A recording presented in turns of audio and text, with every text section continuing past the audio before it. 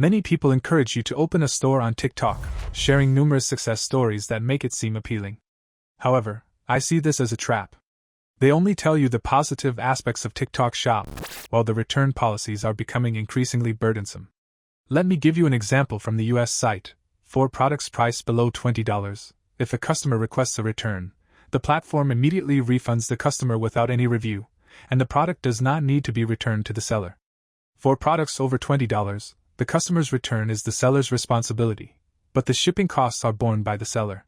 For instance, if you sell a product for $23 in the US that weighs 300 g and a customer requests a refund, here are the costs you will face.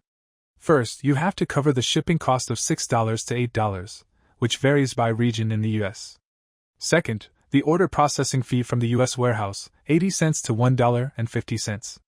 Third, TikTok's platform commission, 5% of $23 multiplied by 20%.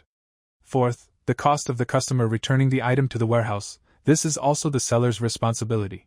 Fifth, the repackaging and restocking fee from the US warehouse, $3.50. This totals between $16.23 to $21. Even if you ship from your own home and don't use the US warehouse, you will still incur a loss of $12 to $16. You might argue that the return rate isn't high, and such losses are negligible. However, with more and more Chinese sellers entering TikTok, competition will become increasingly fierce.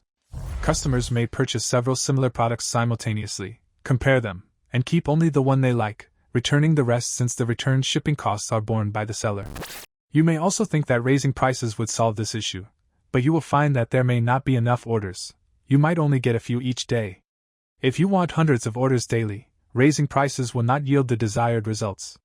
I haven't even considered other expenses, such as TikTok advertising and traffic costs.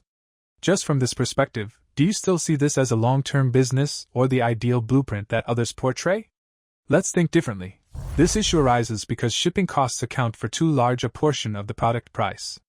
Since you have decided to engage in e-commerce, why not consider the Chinese market?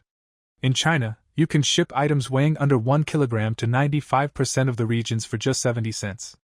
Moreover, Chinese e-commerce platforms offer shipping insurance for orders. If a return is necessary, the return shipping cost is covered by the insurance company. Additionally, unlike TikTok, Chinese e-commerce platforms do not refund customers immediately without review for products priced below $20, and the products do not need to be returned to the seller. Furthermore, since your products come from overseas, there won't be many similar products on Chinese e-commerce platforms. Are you willing to try the Chinese market? Please think deeply about this. Alternatively, you can leave your questions about the Chinese market or TikTok, and I'll create video content based on your inquiries. Subscribe to my channel. If you scroll away, you might not find me next time. In the future, I will share methods for entering the Chinese market at the lowest possible cost. If you want to explore the local Chinese market, contact me.